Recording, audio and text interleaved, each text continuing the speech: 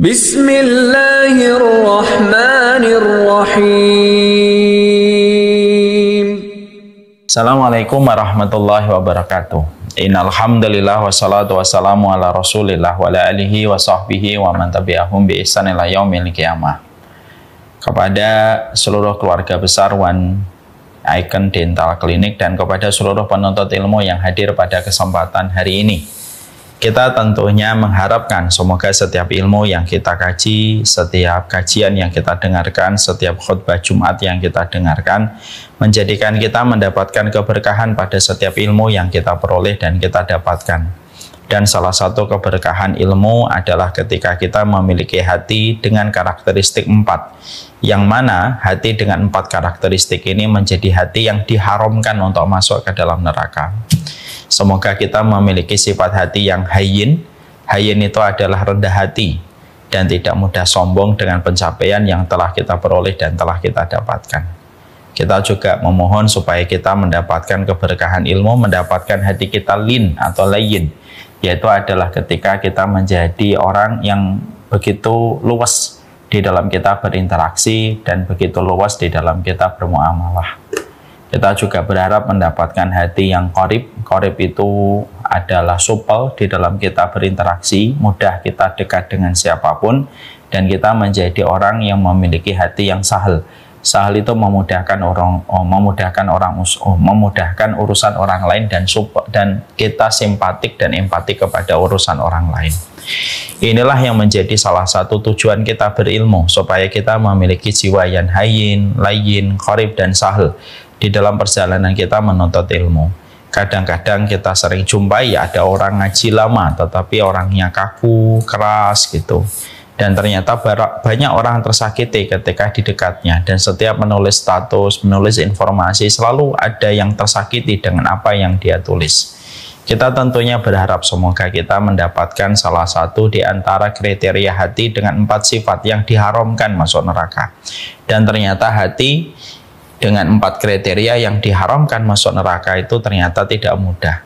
Hati yang senantiasa rendah hati, hati yang senantiasa luwes, hati yang senantiasa supel di dalam berinteraksi, dan hati yang senantiasa empati dan simpati memberikan keringanan kepada urusan orang lain. Semoga kita termasuk orang-orang yang mendapatkan 4 perkara itu dalam keberkahan ilmu yang kita dapatkan. Semoga semakin kita ngaji, semakin kita supel, semakin kita luas, semakin kita memudahkan urusan orang lain, dan semakin tidak menjadi sombong di balik apa yang telah kita pelajari dan apapun yang telah kita dapatkan di dalam perjalanan hidup kita. Inilah keberkahan ilmu, dan semoga kita memiliki sifat hati dengan 4 sifat yang mengharamkan kita sebagai pemiliknya dicemplungkan dan dijebloskan ke dalam penjara neraka. Amin insyaallah. Alhamdulillah, tentunya senantiasa kita bersyukur kepada Allah atas seluruh nikmat yang Allah berikan kepada kita. Bukan syukurnya yang kurang, bukan nikmatnya yang kurang, tetapi syukurnya yang kurang ditambah atas segala apapun yang telah Allah berikan kepada kita. Terkadang di dalam kita menikmati setiap kenikmatan yang Allah anugerahkan di dalam kehidupan kita, manusia itu terkadang memiliki sifat yang kurang baik. Sifat kurang baiknya itu ada 2, ya'udul masaib wa yansa ni'ma rabbih. Sifat yang kurang baik yang melekat pada manusia itu ada 2. Mereka suka menghitung setiap musibah, mereka suka menghitung setiap cobaan yang pernah mereka hadapi dan pernah mereka rasakan. Kita ini akuntan paling handal kalau menghitung setiap musibah dan setiap kesulitan yang kita peroleh di dalam kehidupan. Ini sifat tidak baik manusia yang pertama. Sifat manusia yang tidak baik yang kedua itu apa? Yansa ni'ma rabbih, tetapi dia lupa besarnya kenikmatan yang sudah diberikan Allah kepada dirinya. Bukankah kita begitu? Kita ini kalau menghitung musibah, kita detail menghitung setiap musibah yang Allah berikan kepada kita. Berapa kali kita masuk rumah sakit, berapa kali ditipu, berapa kali kita perih hatinya dan terluka. Kita bisa menyebutkan detail. Tapi kita terkadang lupa bagaimana menyebutkan besarnya nikmat yang sudah Allah berikan kepada kita. Kita ini akuntan paling handal ketika menghitung setiap musibah, tetapi amnesia ketika sudah bicara tentang kenikmatan. Inilah yang menjadikan kita betul-betul memberikan komitmen tingkat tinggi bagaimana kita berusaha betul kita menjadi akuntan paling handal untuk menghitung setiap nikmat yang Allah berikan kepada kita. Dan semoga pula kita termasuk orang-orang yang amnesia terhadap setiap musibah dan setiap ujian yang Allah telah berikan pada kehidupan kita. Karena ujian dan musibah hanyalah seujung kuku. Adapun nikmat yang Allah berikan kepada kita itu seluas samudra. Begitu banyak yang tidak terhitung oleh kita. Semoga kita menjadi orang yang mudah untuk menghitung setiap nikmat, melupakan setiap kesulitan yang Allah berikan kepada kita, karena kita fokus kepada nikmat besar yang Allah berikan di dalam kehidupan kita. Semoga Allah memberikan hati kita, hati yang mudah bersyukur kepadanya di dalam setiap urusan kehidupan kita, supaya kita menjadi hamba yang mudah bersyukur. Jangan banyak melihat pencapaian kehidupan orang lain. Dan syukurilah apa yang sudah Allah berikan, bahwasanya apa yang Allah berikan kepada kita itu melalui takaran yang terbaik. Inilah yang menjadikan kita bersyukur, dan semoga kita menjadi orang yang beriman. Dan salah satu sifat orang yang beriman, mereka selalu menghadirkan alasan bagaimana mereka bersyukur kepada Allah dalam setiap perkara yang ada pada kehidupannya. Amin insyaallah. Sebelum saya menyampaikan panjang lebar tentang bagaimana manajemen kita di dalam penerimaan takdir, karena ini merupakan kajian bab yang kedua, dan saya agak sedikit lupa berapa pekan lalu atau berapa bulan yang lalu kita telah membahas pertemuan yang pertama. Part yang pertama adalah bagaimana kita ketika menghadapi takdir buruk yang menimpa pada kehidupan kita. Sebelum kita bicara secara spesifik tentang materi itu, saya ingin menyampaikan tentang sebuah pertanyaan. Apa bedanya jasad yang sakit dan apa bedanya dengan hati yang sakit? Ini pertanyaan yang cukup mengulik, dan ini ada kaitannya dengan materi yang nanti kita sampaikan. Banyak di antara kita paham fisik yang sakit. Tentunya kita paham semuanya. Terkadang fisik kita mengalami sakit. Kita juga paham yang namanya hati yang sakit. Tapi yang menjadi pertanyaan kita untuk kita ulik adalah apa bedanya antara hati yang sakit dengan fisik yang sakit. Kalau kita agak bingung untuk menjawab pertanyaan ini, maka saya mencoba membantu untuk mengingatkan diri saya dan kita semuanya bahwasanya jasad yang sakit kita maklum, kita tahu. Fisik yang sakit kita maklum, kita tahu. Tapi kita harus paham ada 4 perbedaan antara hati yang sakit dengan jasad yang sakit. Perbedaan yang pertama adalah sesungguhnya ketika ada hati yang sakit, hati ketika dia semakin sakit, maka sesungguhnya Allah yang akan menambahkan sakitnya kalau orang yang sakit hatinya tidak waspada dan tidak merasa. Makanya Allah menyampaikan kepada kita, fi qulubihim maradun fazadahumullahu marada. Di dalam hatinya orang munafik itu ada penyakitnya, dan Allah yang menambahkan penyakit itu sampai akhirnya hati orang munafik itu mati dan tidak lagi berfungsi. Ini yang pertama, bahwasanya hati yang sakit itu Allah akan menambahkan penyakit kepada hati yang sakit, dan ternyata bisa berakibat kepada sesuatu yang fatal, yaitu adalah kematian. Beda dengan fisik yang sakit. Fisik yang sakit itu terkadang Allah menyembuhkannya, dan Allah memberikan kesehatan, memberikan afiat kepadanya. Berapa banyak orang terkena kanker, terkena penyakit-penyakit lumayan berat, tapi akhirnya Allah memberikan kepadanya kesembuhan. Setelah dia berikhtiar, ketika dia berdoa, Allah mengijabah doanya dan Allah memberikan kepadanya kesehatan. Maka di situ ada perbedaan yang pertama. Hatimu yang sakit, kalau tidak segera diperbaiki, menyebabkan kita akan ditambah sakitnya pada hati kita dan menyebabkan kematian fatal pada hati kita. Dan hati tidak lagi berfungsi memberikan jalan petunjuk pada kehidupan kita kalau hati kita sudah mati. Na'udzubillah min dzalik. Yang kedua yang kita dapatkan, bahwasanya hati yang sakit itu hanyalah kehinaan di hadapan Allah. Berapa banyak orang yang begitu mulia di pandangan manusia, dia terpandang dengan status sosialnya, dia terpandang dengan status hartanya dan finansialnya. Tapi ketika dia dalam kondisi hatinya sakit, maka dia hina di hadapan Allah. Karena orang yang sakit hati itu hina di hadapan Allah. Walaupun dia bertabur dengan bintang-bintang plus di depan mata manusia, tapi ketika dia hatinya sakit, maka dia menjadi hina. Beda dengan fisik yang sakit. Fisik yang sakit itu tidak serta-merta hina di hadapan Allah. Terkadang Allah itu ketika mencintai hamba, Allah berikan kepada hamba itu rasa sakit untuk memiliki alasan supaya Allah menggugurkan sebagian besar dari dosanya dengan sakit yang dia peroleh dan dia dapatkan. Makanya orang-orang yang mereka pada kehidupan di dunia ditimpa dengan sakit, ditimpa dengan bala ketika dia sakit, maka sesungguhnya sakit yang dia terima menggugurkan dosanya, supaya nanti pada waktu hari kiamat maka mereka akan mendapatkan 3 pengganti atas sakit yang dia terima ketika di dunia. Apa itu 3 pengganti yang Allah berikan kepadanya untuk pengganti sakitnya di dunia? Allah itu akan berikan khairan, Allah berikan mangzilah, dan Allah berikan afiyah. Khairan itu artinya kebaikan dan tidak ada artinya kecuali surga. Afiyah itu kekuatan untuk mengganti kelemahan ketika dia sakit, dan Allah memberikan kepadanya manzilah. Manzilah itu kedudukan yang tinggi, yang kedudukan itu tidak akan bisa diperoleh dan didapatkan kecuali orang yang bersabar terhadap sakit yang Allah ujikan dan Allah timpakan kepadanya. Bahwasanya sakit itu terkadang justru menaikkan derajat seseorang di hadapan Allah Subhanahu wa taala. Ya, beda dengan hati yang sakit. Hati yang sakit itu menjadikan seseorang itu hina di hadapan Allah. Kalau kita punya penyakit hati, sombong, hasad, semakin tebal hasad kita, semakin tebal sombong kita, semakin kita rendah. Semakin kita rendah kehidupan dunia kita di hadapan Allah Subhanahu wa taala. Yang ketiga, perbedaannya adalah sesungguhnya ketika kita fisiknya sakit, maka menyebabkan kita tidak bisa menikmati makanan dan minuman lezat. Ya, tetapi kita masih bisa menikmati sujud, masih bisa menikmati sholat, bahkan terkadang kita lebih khusyuk berdoa ketika kita sakit.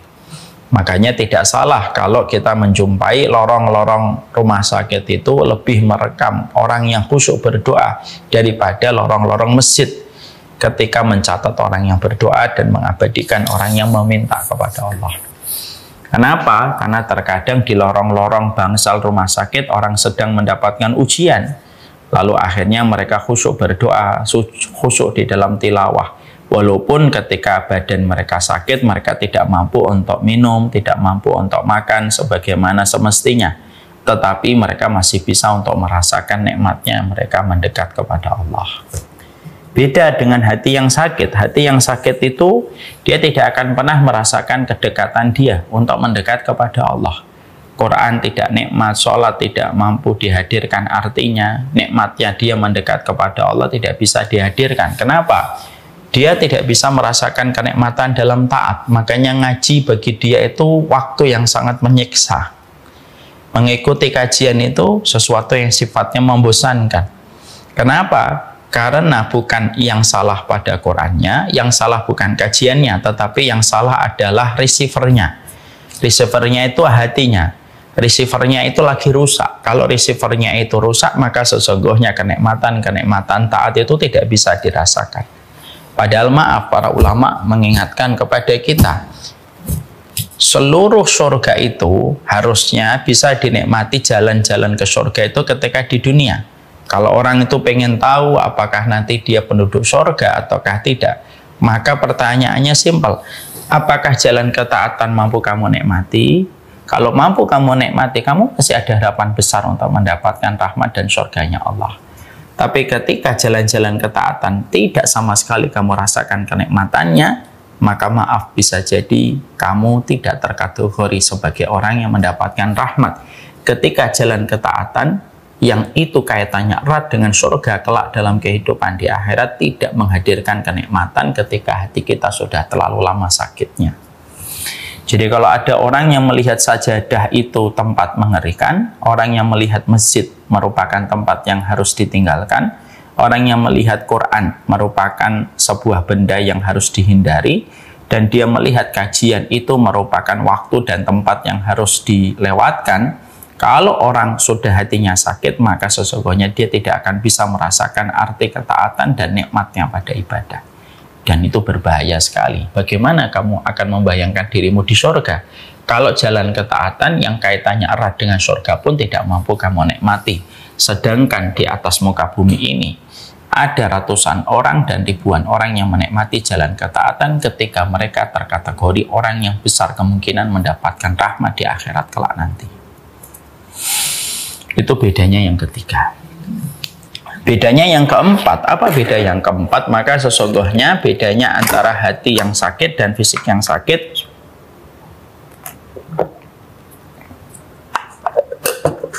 Yang keempat apa Ustaz? Orang kalau fisiknya sakit itu terasa, orang sakit gigi, dia terasa sakitnya. Ya, ketika dia sakit, naudzubillah min dzalik, sakit-sakit yang berat, maka sakit itu memberikan dampak nyeri, tidak nyaman pada dirinya. Sehingga akhirnya orang biasanya berikhtiar untuk bisa mendapatkan kesembuhan supaya dia bisa beraktivitas kembali. Tapi, maaf, hati yang sakit itu berbeda. Ada orang yang hatinya sakit itu mereka tidak merasa. Makanya kalau orang itu sudah hatinya sakit, ketika mereka melakukan kerusakan saja, mereka tidak pernah merasa kalau diri mereka melakukan kerusakan. Kayak Yahudi. Wa idza qila lahum la tufsidu fil ardi qalu innama nahnu muslihun. Kalau dikatakan kepada orang Yahudi ataupun orang-orang yang sakit hatinya, jangan berbuat kerusakan dong. Mereka tidak merasa kalau mereka berbuat kerusakan. Karena apa? Parameter mereka untuk melihat sesuatu itu sudah rusak. Receivernya sudah rusak.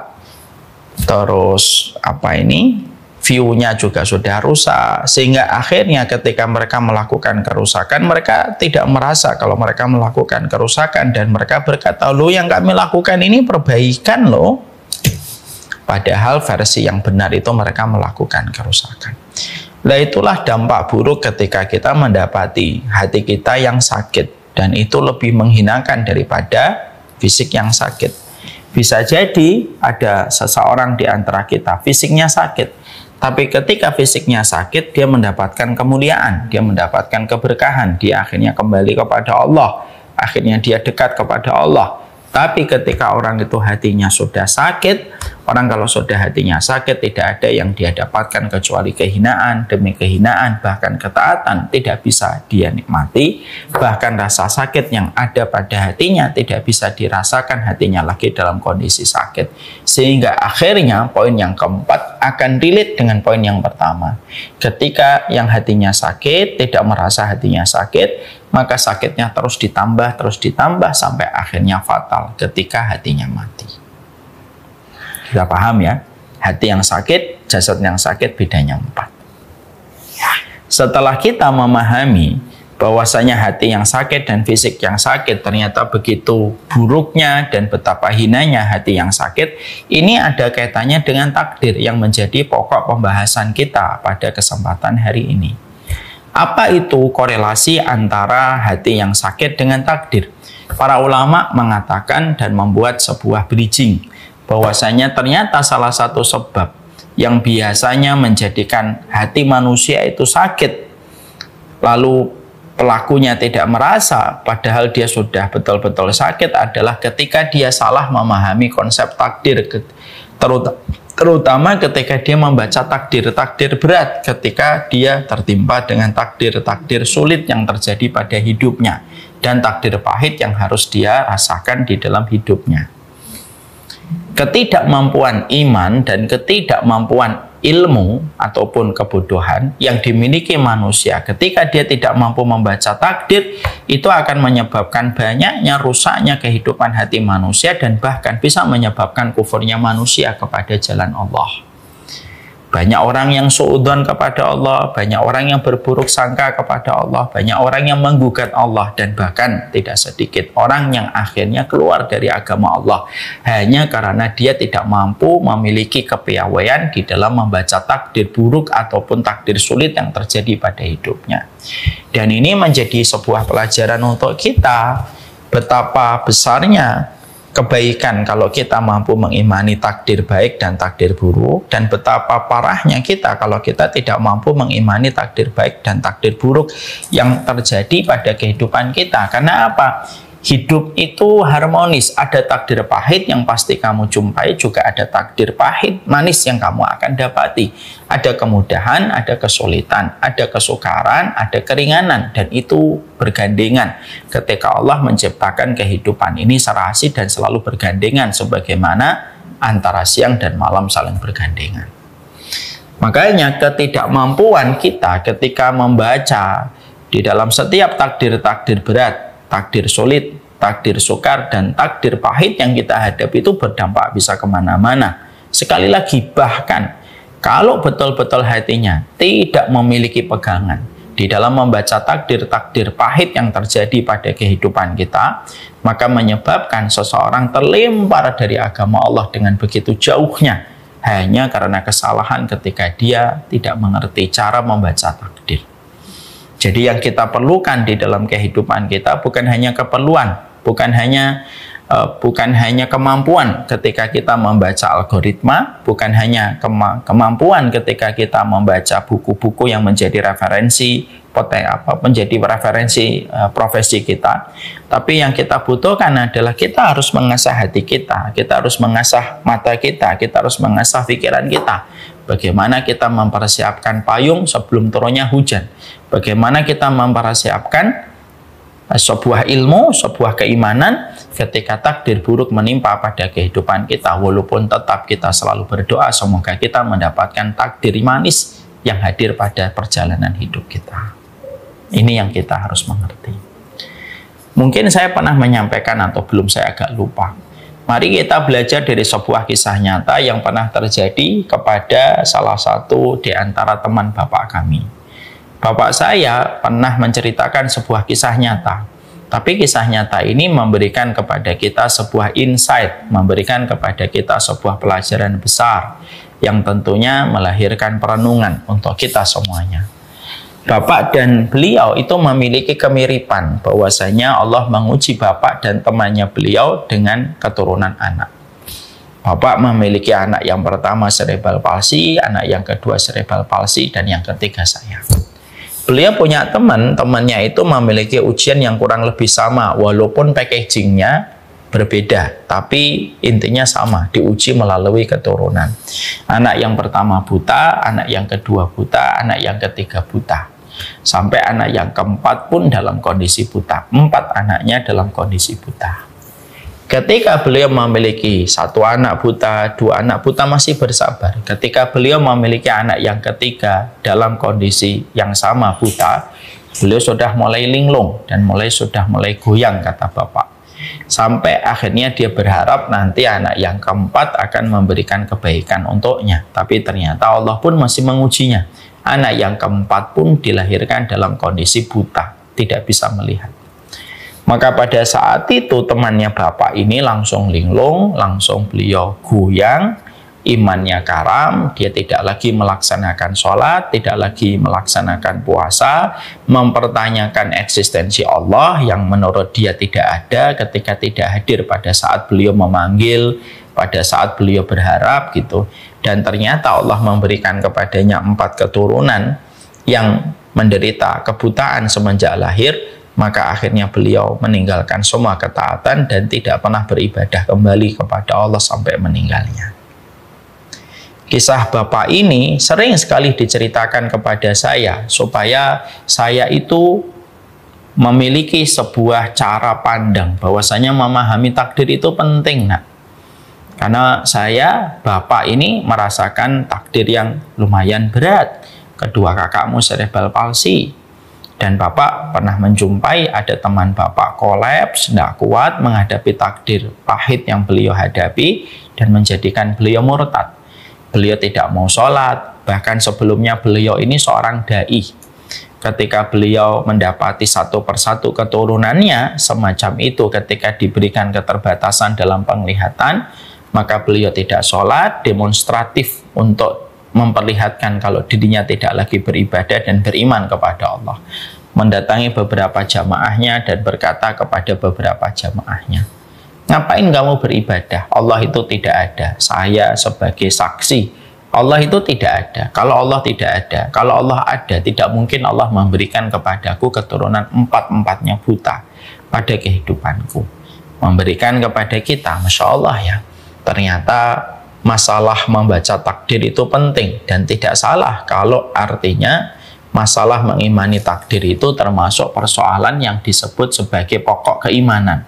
Karena salah satu rukun iman itu bukan hanya kepada Allah, bukan hanya kepada Rasul, tapi salah satu di antara pokok iman itu adalah kita beriman kepada takdir, baik itu takdir yang pahit ataupun takdir yang manis, dan itu merupakan bagian dari rukun iman yang tidak bisa ditawar dan tentunya memiliki kedudukan dan posisi besar sekali pada kehidupan kita menjalani kehidupan dan menghambakan diri kepada Allah. Ya.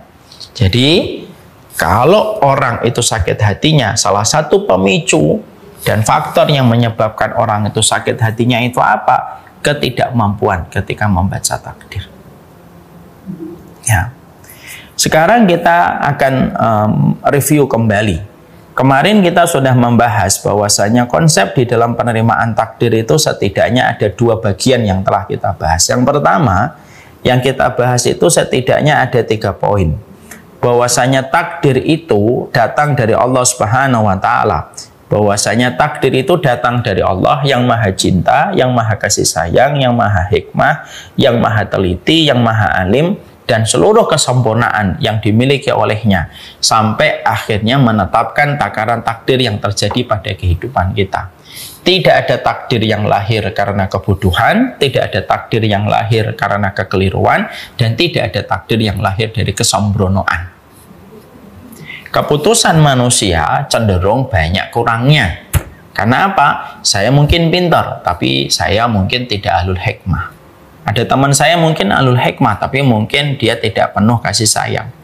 Ada teman saya penuh kasih sayang, mungkin tetapi tidak teliti. Itu kalau makhluk. Tetapi ketika kita membicarakan takdir, takdir itu produk dari Allah, dan produk dari Allah itu datang dari zat yang sempurna. Allah maha kasih sayang, Allah maha penyayang, Allah maha rahman, Allah maha teliti, Allah maha alim, Allah maha bijak, Allah maha bijaksana. Semuanya kesempurnaan itu jadilah satu produk yang ada pada kehidupan manusia. Karena apa? Tidak ada produk Allah yang gagal dan tidak ada produk Allah yang cacat. Tidak ada produk Allah yang cacat. Kalau ada manusia sampai mengatakan, ini gimana sih takdirnya kok begini? Kalau kita menyalahkan Allah di dalam produk takdir yang Allah gariskan di dalam kehidupan kita, pertanyaan kita cukup simpel untuk membalik dan memberikan feedback dan respon. Kalau Allah kita tuduh tidak becus, terus siapa yang becus di atas muka bumi ini? Kalau Allah sebagai pencipta pun kita tuduh sebagai zat yang tidak becus.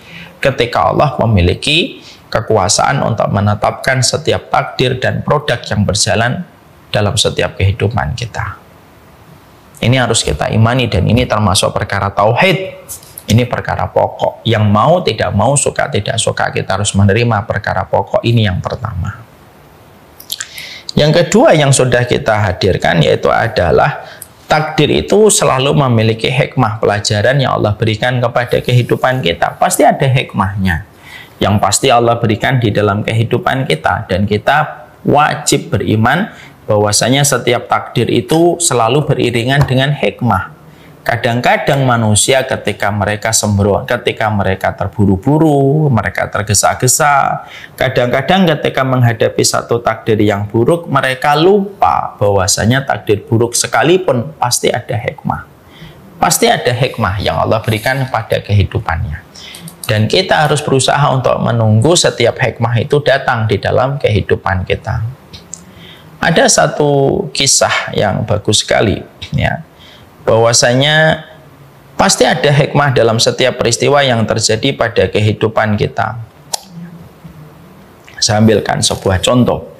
Ada salah satu kisah nyata yang saya baca. Ada seseorang yang bernama Bapak Sony Setiawan.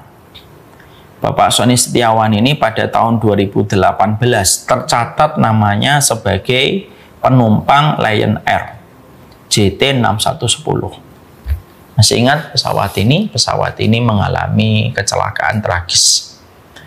Bapak Sony Setiawan ini ketika beliau harusnya menjadi penumpang pada Lion ini, ternyata beliau terlambat dan ditinggal oleh pesawat.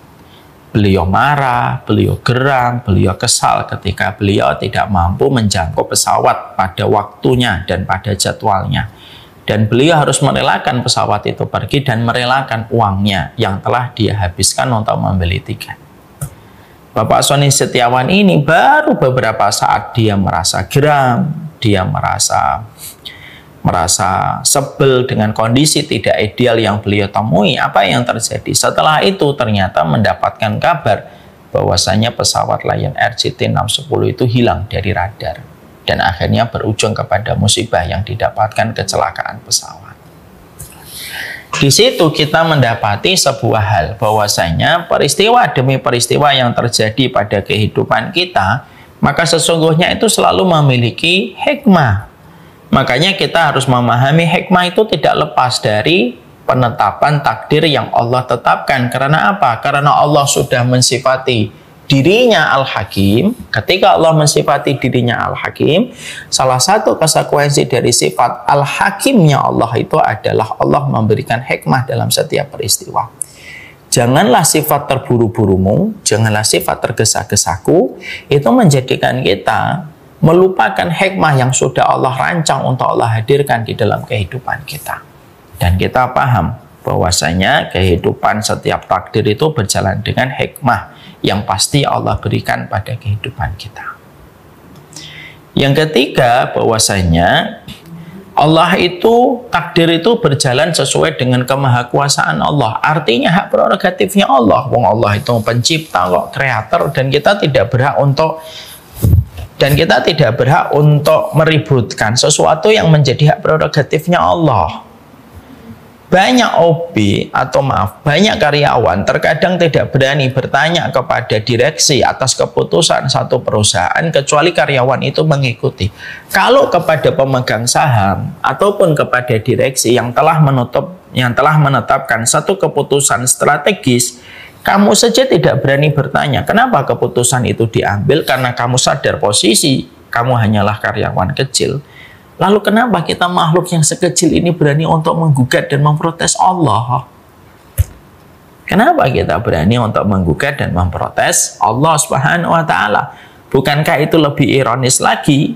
Bukankah itu lebih ironis dari apa yang kita bayangkan ketika kita berani untuk menggugat setiap keputusan Allah, padahal Allah sudah menyampaikan di dalam salah satu ayatnya, la yus'alu amma yaf'alu wa hum yus'alun. Bahwasanya Allah itu tidak pernah ditanya tentang apa yang dilakukan olehnya, tetapi sesungguhnya kitalah yang akan ditanya oleh Allah dan dihisap oleh Allah dalam kehidupan kelak kita di akhirat. Ini merupakan perkara yang kita harus paham. Jadi 3 hal. Ada 3 insight, ada 3 perspektif. Allah itu yang menetapkan produk, dan takdir itu produknya Allah, dan tidak ada produk yang gagal.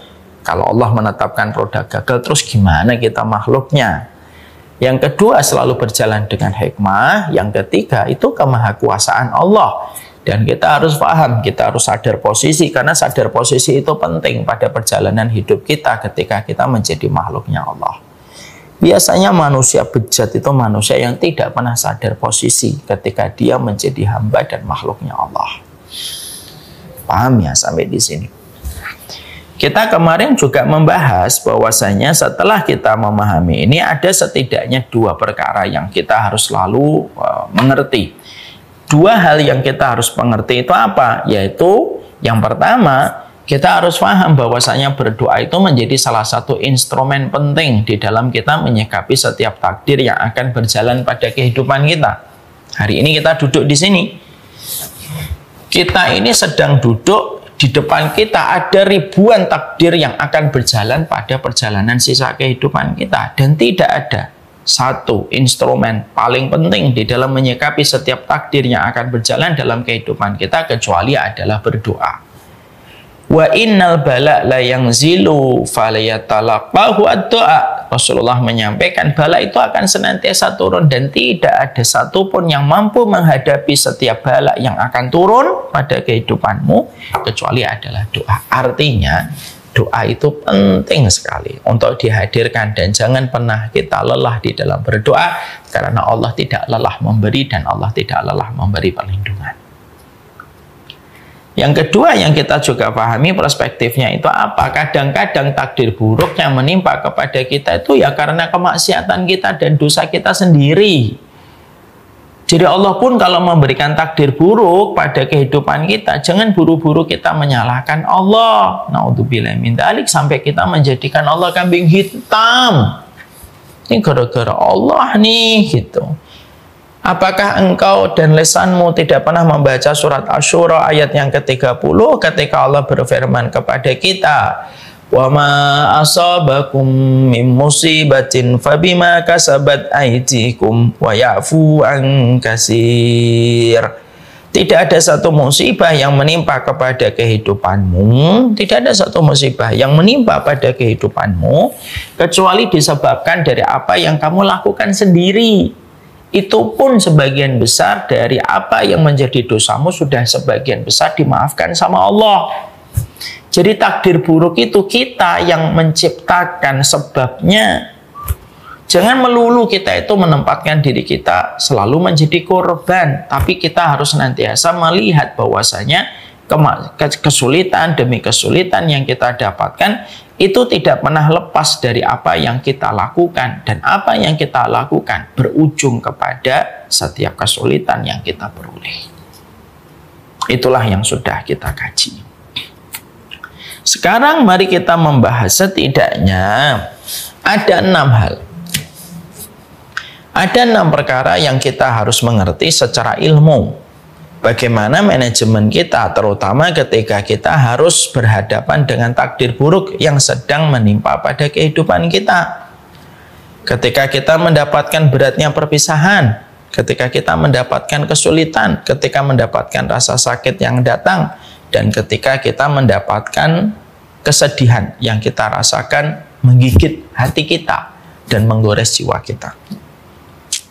Apa yang harus kita lakukan ketika kita mendapati takdir-takdir buruk itu terjadi pada kehidupan kita? Karena takdir buruk terkadang tidak bisa kita hindari. Dan saya tadi mengatakan, takdir buruk itu silih berganti datang pada kehidupan kita sebagai bagian dari harmonisasi kehidupan. Selayak siang ada malam, selayak langit ada bumi, selayak air ada api, selayak takdir pahit selalu ada takdir manis, ataupun selayak takdir yang manis ada takdir yang pahit yang ada pada kehidupan kita. Lalu apa yang kita lakukan?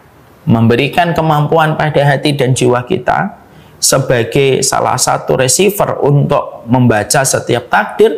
Maka yang kita lakukan adalah kita harus melakukan manajemen kepada hati sebagai receiver ketika menghadapi sebuah takdir ketika datang pada kehidupan kita. Terutama ketika takdir yang berjalan kehidupan kita itu takdir yang tidak sesuai dengan apa yang kita mau. Ya. Ketika takdir itu berjalan tidak sesuai dengan apa yang kita mau. Apa 6 perkara itu? 6 perkara itu para ulama mengatakan, yang pertama yang harus kita lakukan dan harus kita mengerti dalam manajemen hati kita di dalam membaca takdir, selain tadi kita membahas 3 perspektif yang disampaikan Imam Ibnu Qayyim, 2 pernak-pernik tentang masalah takdir yang sudah kita bahas, maka yang kita lakukan itu ada 6. Yang pertama, berlatih-latihlah untuk sabar di ruang tunggu pada perjalanan hidup kita sampai Allah itu berikan kepada kita takdir yang manis setelah kita mendapatkan takdir yang buruk. Fa inna ma'al usri yusra, inna ma'al usri yusra. Bukankah di dalam 2 ayat ini pada surat Al-Insyirah Allah menyebut 1 kesulitan tetapi Allah menyebut 2 kemudahan. Karena Allah itu sifatnya memudahkan. Kalau Allah itu tidak bersifat memudahkan, kamu sholatmu dalam safar itu akan dibiarkan menjadi 4. Kalau Allah tidak memudahkan, maka puasamu ketika kamu sakit, kamu tetap harus melaksanakan puasa. Tapi karena Allah itu merupakan zat yang sifatnya memudahkan, ketika kamu safar, Dari 4 jadi 2. Ketika kamu sakit puasamu bisa diqadha pada waktu ketika sudah sehat. 2 contoh itu saja sudah membuktikan secara fix dan confirm Allah itu memudahkan. Berarti salah satu sifat kemudahan Allah pada kehidupan kita itu apa? Allah menetapkan satu kesulitan, tetapi Allah memberikan 2 kemudahan. Bukankah beratnya seorang wanita beratnya wanita ketika akan melalui proses persalinan, pecahnya ketuban, mengalirnya darah, disusul dengan kebahagiaan yang tidak bisa ditukar dengan apapun? Anak lahir. Bukankah itu memberikan kepada kita bahwasanya setiap perkara itu pasti memberikan takdir yang manis di balik takdir yang pahit. Karena itu harmonisasi dari sifat Allah yang sempurna. Maka kita dalam kehidupan harus melatih kesabaran. Karena memang tidak ada perkara yang paling kita sikapi dalam keimanan kecuali iman itu memang berbanding lurus dengan kesabaran. As-sabru fil iman kama sali ra'si fil jasadi. Kedudukan sabar dalam iman itu sama dengan kedudukan kepala bagi tubuh. Kenapa sih kita harus ngaji, Ustaz? Supaya sabar. Kenapa zikir pagi? Sabar. Kenapa kita ini harus dekat sama orang soleh? Supaya kamu sabar. Karena kehidupan ini gelombangnya besar dan tidak ada yang bisa memecahkan gelombang besar pada kehidupan kecuali sifat kesabaran. Jadi kita ini berlatih sabar sebenarnya. Dan Allah itu pasti memudahkan dalam setiap kehidupan kita. Kita hanya menunggu waktu sampai batas waktu yang ditetapkan oleh Allah, dan Allah yang menetapkan waktunya supaya kita terasa nikmat ketika nanti mendapatkan kemudahan. Kalau semuanya kita terus-terusan mendapatkan sesuatu dengan instan, lama-lama kualitas kehidupan dan kenikmatan hidup itu hilang. Kalau tiap hari kita musim panen mangga, kita akhirnya tidak bisa menikmati mangga. Kalau tiap hari kita musim rambutan, kita tidak bisa menikmati rambutan nikmatnya. Kalau tiap hari kita menikmati musim kelengkeng, kita tidak bisa lagi menikmati kelengkeng. Kenapa kita bisa menikmati musim mangga? Terutama dulu ketika kita kecil, sebelum banyak rekayasa genetik ya, belum banyak rekayasa buah-buahan. Kita itu merasakan nikmatnya musim mangga, lalu berhenti, lalu setelah itu menikmati musim rambutan. Karena segala sesuatu ketika ada waktunya itu terasa nikmat. Dan sesungguhnya ditahannya satu takdir baik yang datang pada kehidupan kita, ditahan oleh Allah itu supaya ketika nanti mendapatkan itu terasa nikmat. Bukankah minum itu akan terasa nikmat ketika kita mau menunggu bersabar sampai adzan berkumandang maghrib? Coba kalau saya sekarang nggak puasa, minum kayak gini biasa.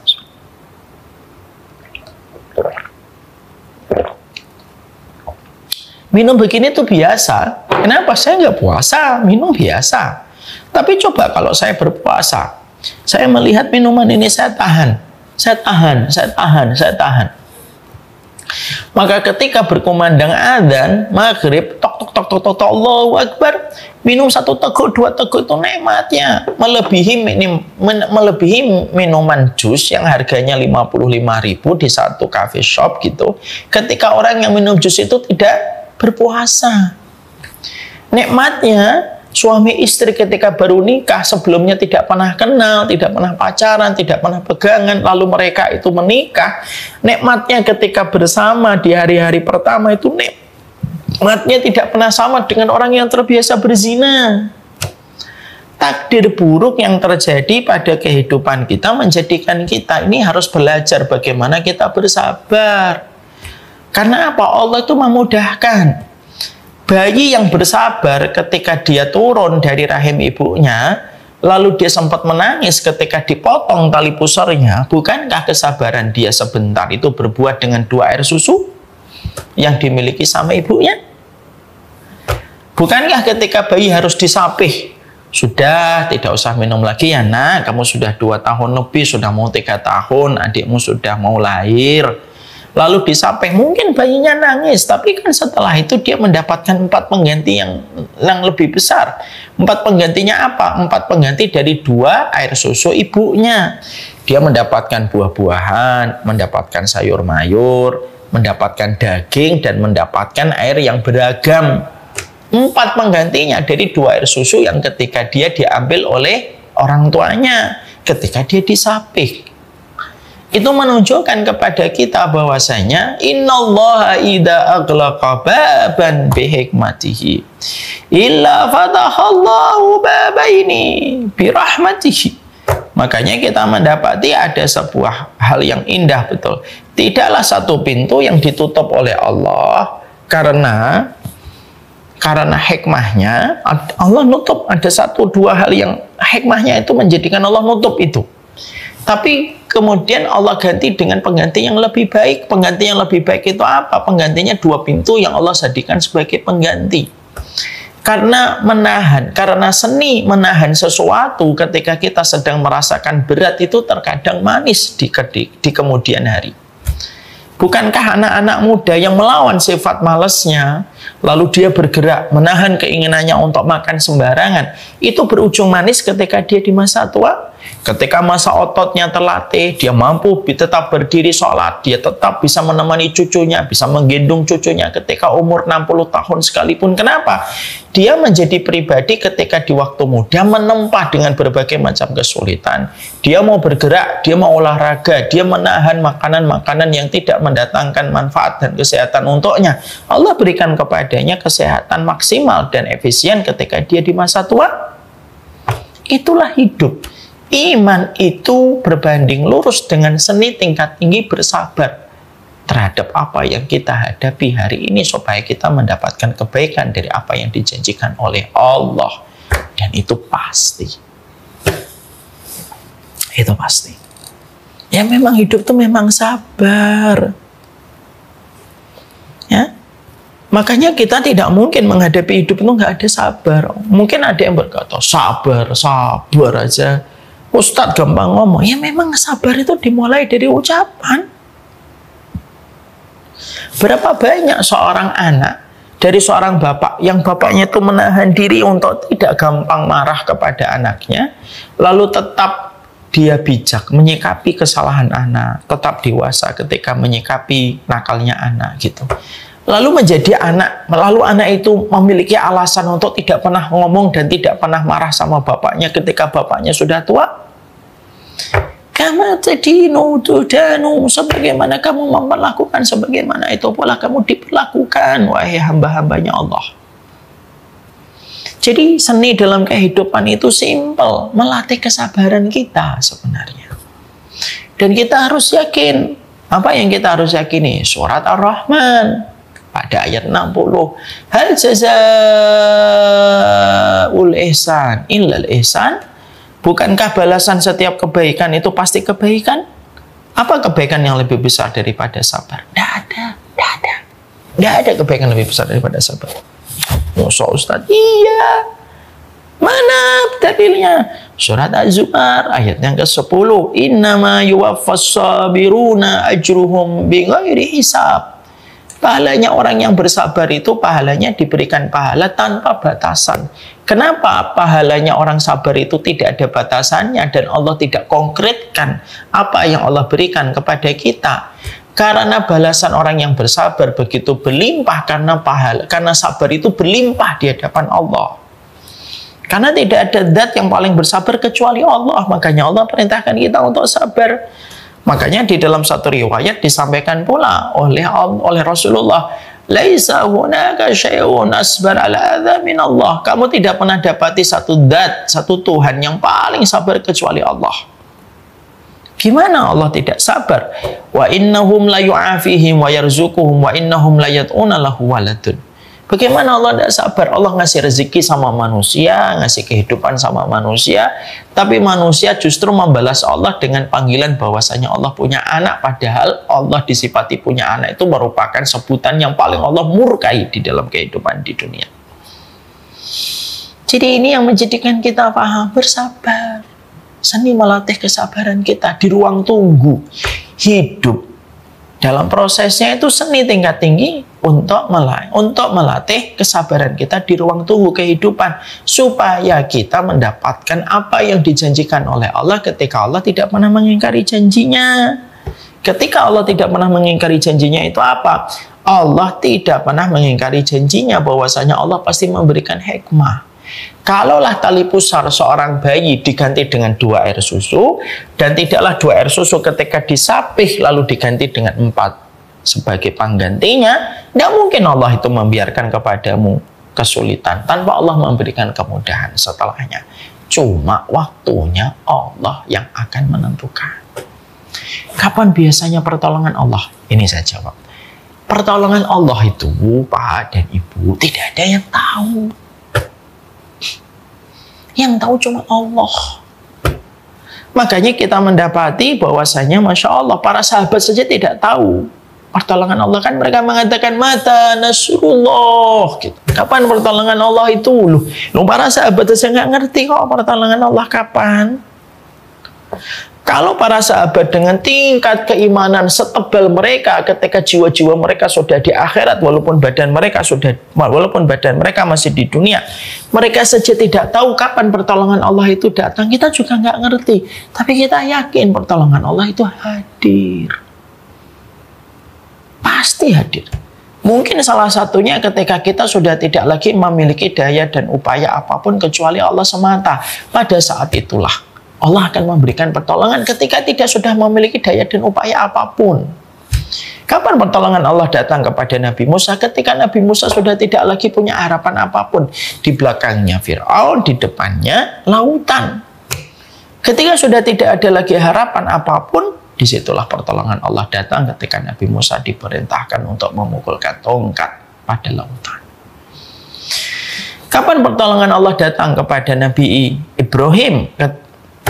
Ya, ketika Nabi Ibrahim sudah tidak lagi memiliki harapan ketika dibakar di tengah rakyat yang sangat membencinya, ketika Nabi Ibrahim menjadi public enemy number 1 di negeri Babilonia, dan ketika Namrud memobilisasi massa untuk membenci dan membuat narasi supaya Ibrahim itu dibenci, dan ketika akan dibakar ucapan doanya sudah menunjukkan kondisi hasbunallah wa ni'mal wakil, cukuplah kami Allah yang memberikan pertolongan. Kenapa zikirnya Nabi Ibrahim sedalam itu? Karena memang Nabi Ibrahim tidak ada satupun yang memberikan loyalitas kepada Nabi Ibrahim, karena tidak ada satupun orang yang beriman kepada apa yang didakwakan Nabi Ibrahim. Pada saat itulah Allah memberikan kepadanya pertolongan. Pertolongan itu pasti datang. Tapi kapan? Kita tidak ada yang tahu. Yang bisa kita lakukan, beribadahlah dengan kesabaranmu. Makanya saya sering berkata, kalau semuanya dimudahkan untuk kita, lalu dari mana kita mendapatkan pertolongan? Kalau semuanya dimudahkan untuk kita, lalu dari mana kita mendapatkan pahala kesabaran? Padahal pahala kesabaran itu pahala paling terbesar yang memasukkan manusia ke dalam surga, itu pahala kesabaran. Makanya ucapan seremonial para malaikat ketika menyambut para penduduk surga ketika menginjakkan kaki pertama kali di surga itu apa? Salamun alaikum bima sabartum. Selamat ya atas seluruh kesabaran yang kalian berikan pada kehidupan kalian. Itu menjadikan kita akhirnya mengerti, inilah seni di dalam kita bersabar pada kehidupan kita. Nah, coba deh Bapak dan Ibu sekali-kali tanya sama Bapak Ibunya, orang tuanya kalian. Apa bentuk-bentuk pertolongan Allah yang pernah mereka rasakan begitu nyata dalam kehidupan mereka? Saya pernah merasakan itu. Saya pernah diberitahu sama ibu kami tanpa bermaksud apapun. Ini hanya cerita saja. Saya pernah, ibu saya tuh beberapa waktu jauh sebelum beliau meninggal dunia, tiba-tiba ngajak saya muter-muter di rumah saya yang sederhana di Kudus. Nang, ya Bu, ini ya Ibu mau jelasin sesuatu. Nggih, nopo? Niki Nang, iki barangnya Ibu, ini barangnya Ibu. Lah ini, kecuali ini nih, mesin jahit ini nih, mesin jahit butterfly atau singer, saya lupa, singer kelihatannya. Mesin jahit yang bentuknya kayak lemari, kalau tidak dipakai bisa ditutup, udah kayak lemari biasa. Lah ini mesin jahit ini bukan miliknya Ibu ya Nang, bukan miliknya Bapak. Loh, lah miliknya siapa toh Bu? Sinten yang punya? Kok di rumah kita kalau bukan milik kita? Gini nang, sebenarnya ini miliknya ibu dan bapak. Tapi ada kejadian. Nah, begini. Nah, beliau bercerita. Ketika ibu dan bapak lagi ada kebutuhan, ketika bapak baru saja keluar dari pekerjaannya, beliau pernah dipecat gitu. Pada saat itu, bapak dan ibu mengalami kesulitan ekonomi. Dan qadarullah, tabungan-tabungan ibu yang cash sudah mulai habis untuk nyekolahkan kamu di pondok.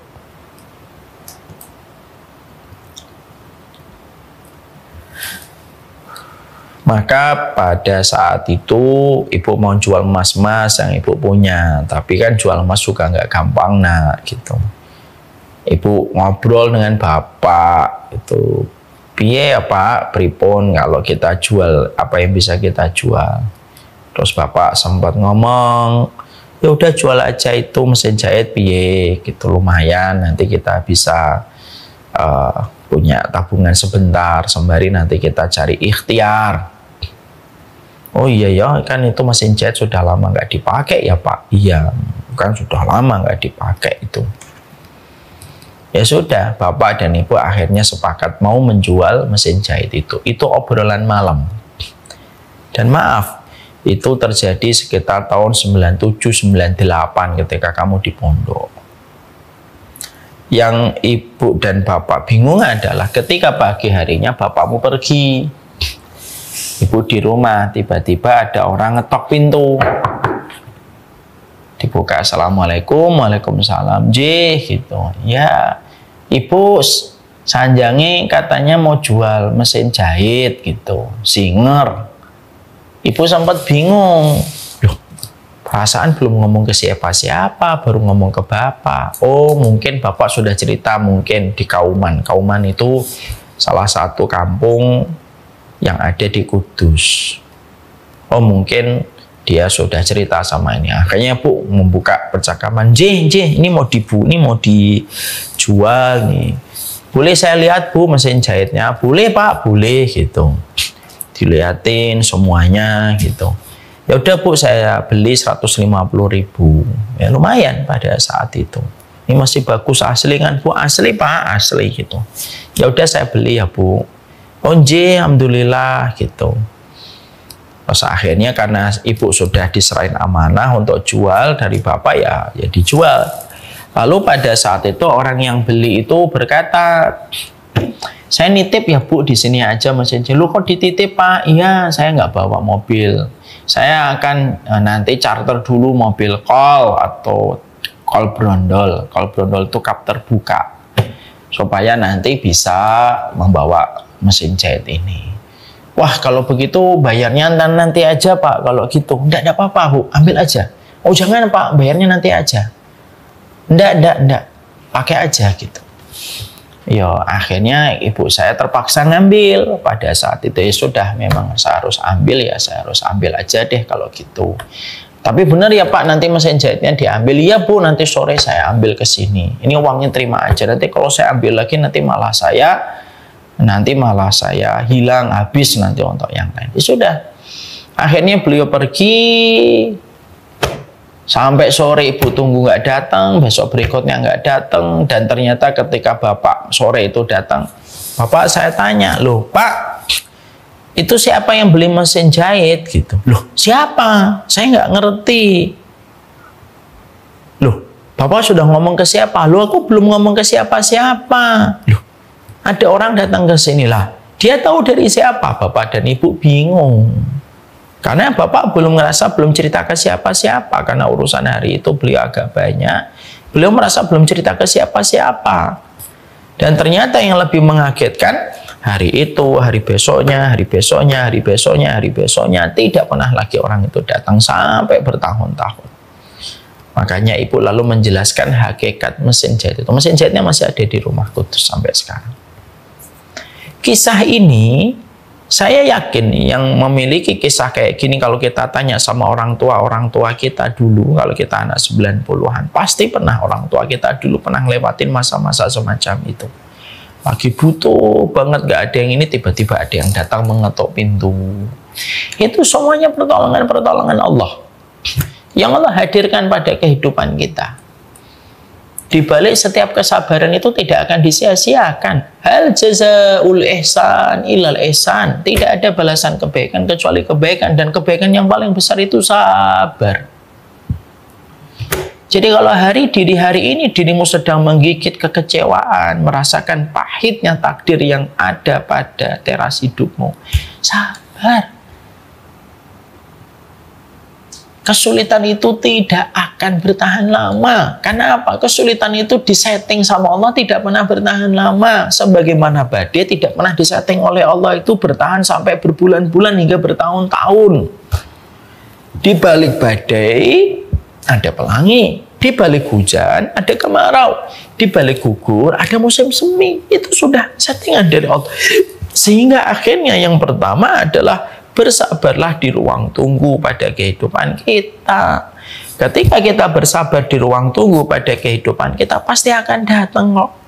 Kalau hari ini kamu sedang menggigit kekecewaan, akhwat yang kamu inginkan, ikhwan yang kamu harapkan menjadi bagian dari keluargamu, tapi ternyata dia pergi, bisa jadi apa yang kamu inginkan itu tidak baik.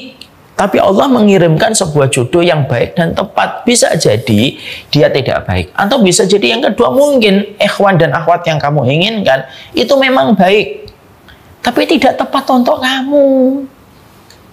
Yang ini menjadikan akhirnya kita memahami bahwasanya di dalam kehidupan kita itu bukan hanya perlu yang baik, tapi tepat. Dan semuanya itu akan menjadi sebuah kebaikan untuk kita. Makanya iman itu kenapa kok disebut iman? Karena mengimani. Dan mengimani itu mengalahkan logika. Fungsinya iman itu menjangkau apa yang tidak bisa dijangkau oleh logika. Dan iman itu yang melahirkan sebuah produk yang bernama kesabaran. Dan semuanya harus kelihatan di depan mata.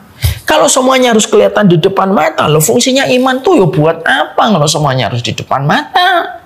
Karena iman itu merupakan perkara besar, dan iman itu fungsinya untuk menjangkau apa yang tidak bisa dijangkau oleh logika. Disitulah kita bisa menata kesabaran kita. Pasti datang kok, pasti datang. Kalau apa yang kita inginkan tidak datang, berarti apa yang kita inginkan ada keburukannya. Berarti ada gantinya yang lebih baik. Saya itu tidak memberikan anak-anak saya manisan dan coklat, walaupun seluruh anak-anak saya itu suka dengan yang manis-manis.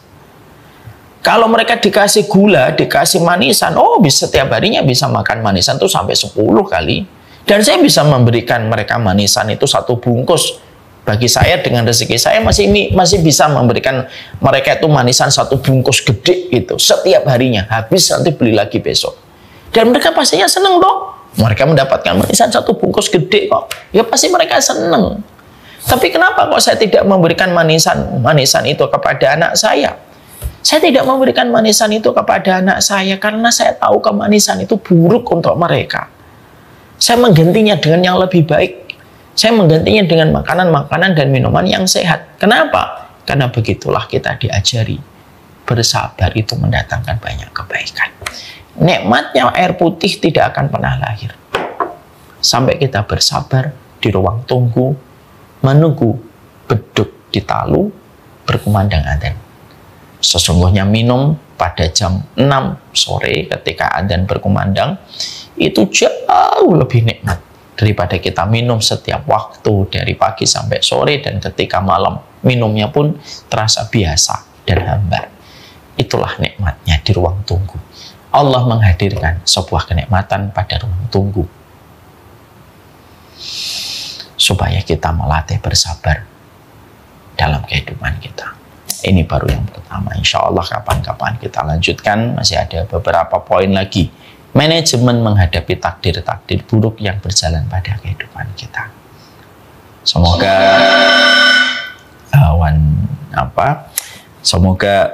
apa yang kita pelajari bersama dengan One Icon Dental Clinic ini akan menjadi sebuah keberkahan untuk kita, dan kita harus paham inti dari semua kehidupan adalah berlatih bersabar. Tidak ada yang instan. Yang instan selalu merusak. Kenapa makanan instan disebut dengan junk food? Ya karena tidak ada manfaat dan kesehatannya. Begitulah. Takdir itu tidak ada yang instan ketika mengharapkan takdir manis hadir pada kehidupan kita. Walhamdulillahirrabbilalamin. Saya kira itu, dan doakan kami selalu bersabar, dan saya mendoakan semoga Bapak Ibu semuanya bersabar pada ruang tunggu sebuah ruang kehidupan kita.